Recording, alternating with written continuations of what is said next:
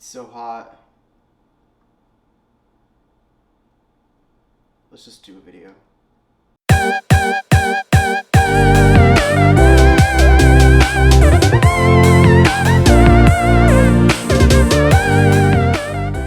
Okay, welcome everybody to Gadget Conquest. I apologize for my sweaty self. My AC has frozen over and I have to wait for it to defrost. I don't have any fans, so that's on the buying list for sure.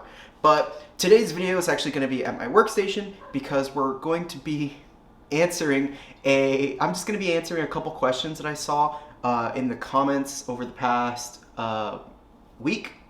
Over the past week. There were two questions that really stood out to me. I've answered some of your other questions in comments more specifically, but these two I wanted to actually try and give you guys an answer through a video. And then I also wanted to address some comments that I've been getting about something else, but we'll get into that at the end of the video. So the first question that we have comes from a gentleman named Arthur Gents, or Arthur Gents. I will have the full question here-ish, but basically what it comes down to is it's a question on my XB900N review, the Sony headset, and it's basically just asking, do they sound the same when you use the 3.5mm jack if they're on and off? Which is a really good question.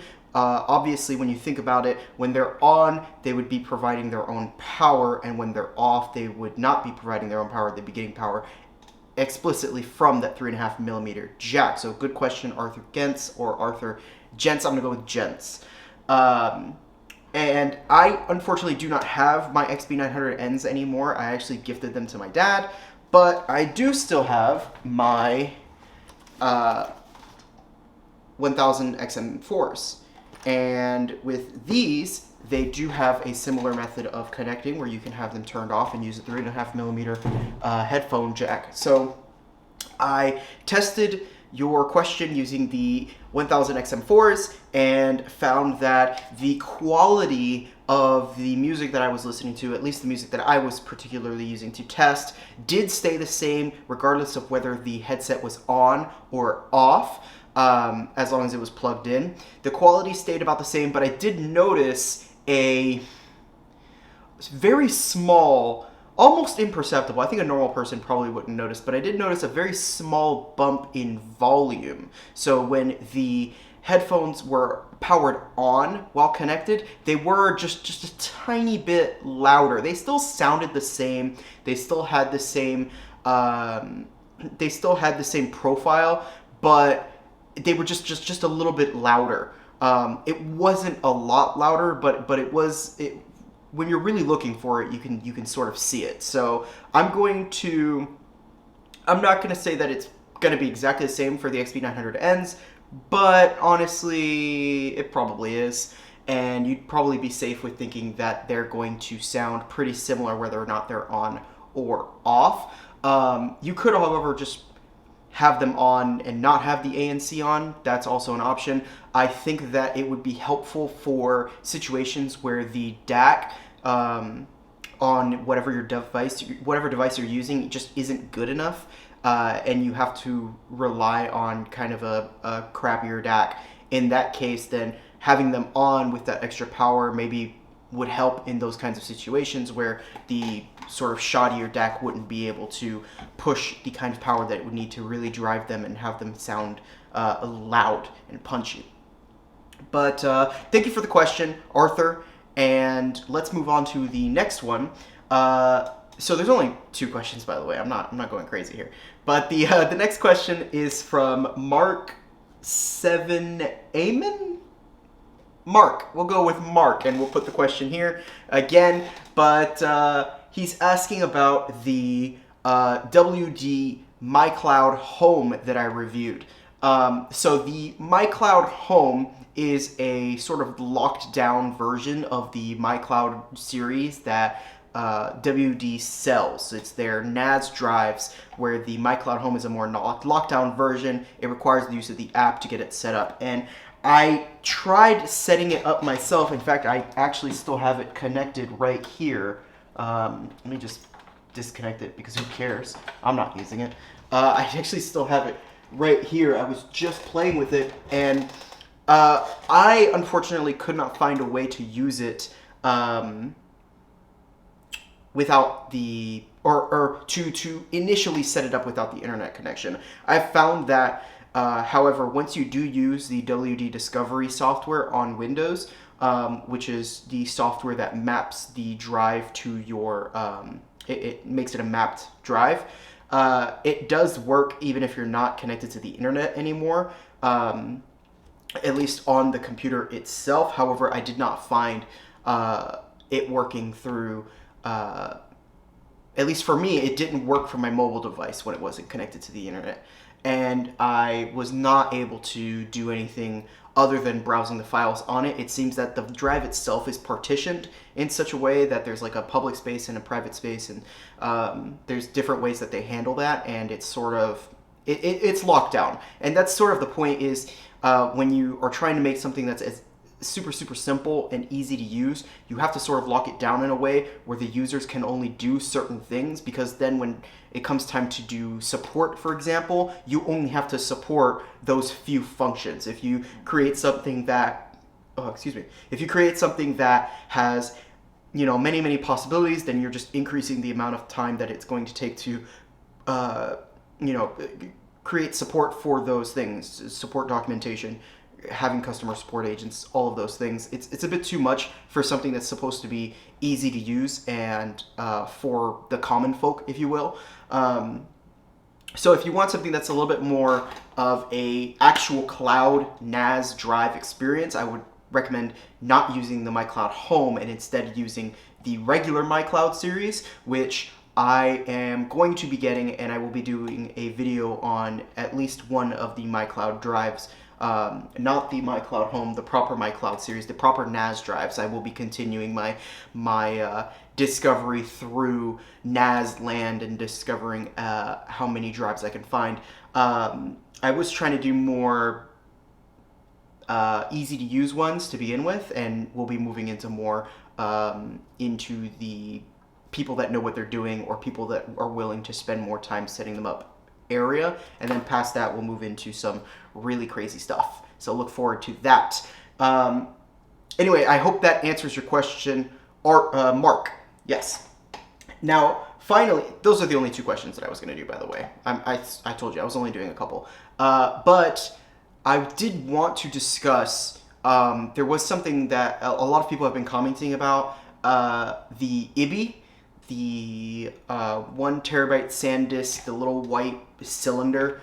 The IBI, a lot of people have commented about how it has failed on them. I think there were at least 3 or 4 comments about people talking about failures and how it was unreliable. And I did go out of my way to do more research into the device itself. And while it seems that the majority of people are still finding the device working for them, it's not an overwhelming majority. It seems that something like 20% of people have been experiencing failures. At least 20% of people have been experiencing failures, which frankly is way too many people. I would understand if it was something like 5%, because that's within margin of error for products like this. Of course, you're going to have duds, but 20% is way too much. And even SanDisk's own store page for the product is a 3-star review on their own store. And a lot of people are quoting that the product is having failures. And part of the reason, because of that, part of the reason that I believe that probably happens is due to the usage of these 2.5-inch WD Blues. So this is a 2.5-inch spinning drive. This is the actual drive that's in the IBI itself. It is a WD Blue. So a couple things about WD Blues. First of all, spinning drives in general obviously will wear out over time. Small spinning drives like these wear out pretty quickly. And WD Blues in particular are their consumer drives, so they have the sort of the least warranty, they're the cheapest, and they're not really designed to be used 24/7. When you have a NAS, your drive is actually running 24/7. I mean, it might not be reading and writing 24/7. I mean, depending on how often it backs up and stuff like that. But the idea that it's powered on 24/7 is kind of scary for a 2.5-inch drive like this. So while I'm not going to say definitely don't buy the IBI, I will say, it's, you probably shouldn't buy it. I take back my recommendation for it. Well, it was really cool setting it up, and it was really easy to do, and it looks very nice. Personally, something like this, something that has been brought to my attention that is very clearly unreliable, should not be used. So I did want to talk about what it takes to get this drive out of there, because this drive, excuse me, I need to sneeze. Oh boy, that was a sneeze. Anyway, it's murky in my apartment right now. Anyway, let's talk about how to get this thing out, right? So I have over here, I'm gonna disappear into the void for a second. All right, over here. Here it is. So I have here the two pieces. So the IBI actually is a shell with two pieces, top and a bottom. The top piece is latched onto the bottom with these tabs. You see each of these tabs, each of these tabs has a hole in it, and you can actually get it out. So it just sort of goes in like this, and they clip together.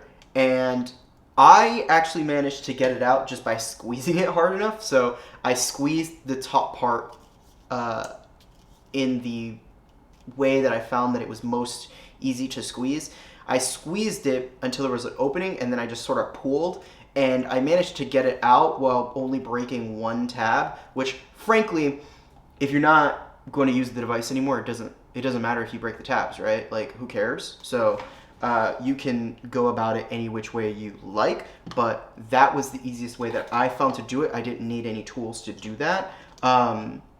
Once you get the device out, there's this board. Once you get the thing open, there's this board that you can actually just pull straight out. It's not screwed in anywhere, which is a total no-no.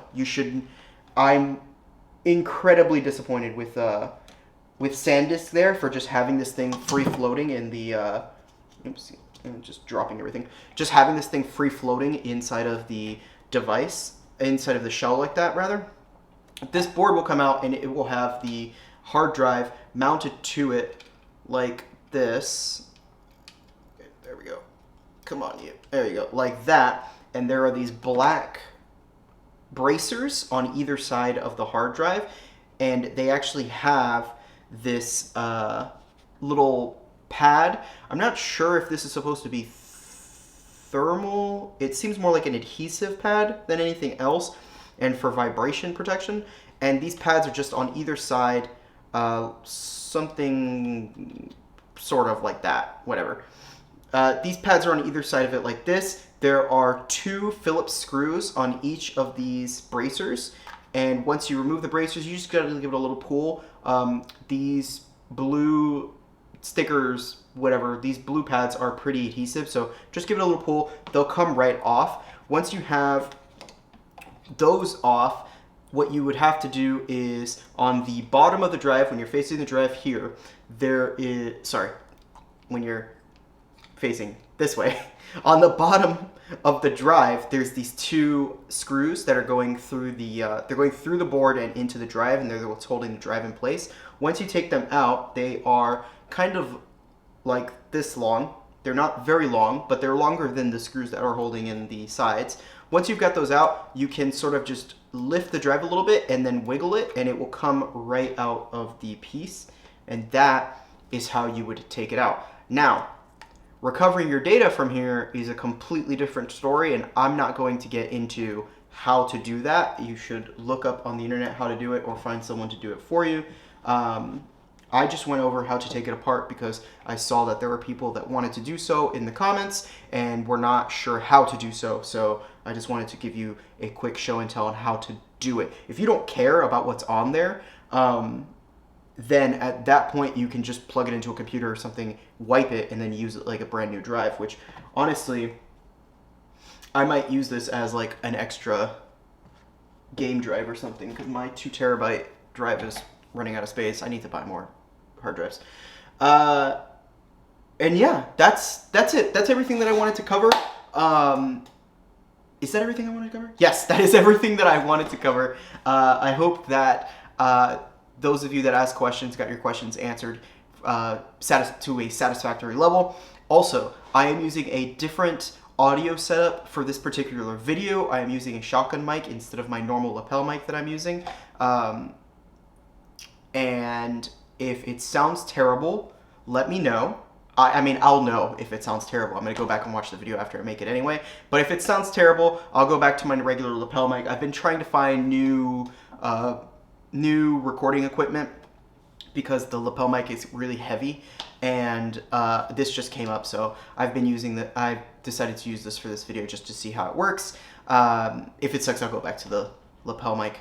But anyway, thank you guys for watching. I really hope that was everything, and I hope that you guys subscribe, and I hope you like the video, and I hope you leave a comment, and if you have any more questions, feel free to comment and leave those questions because I will actually answer them.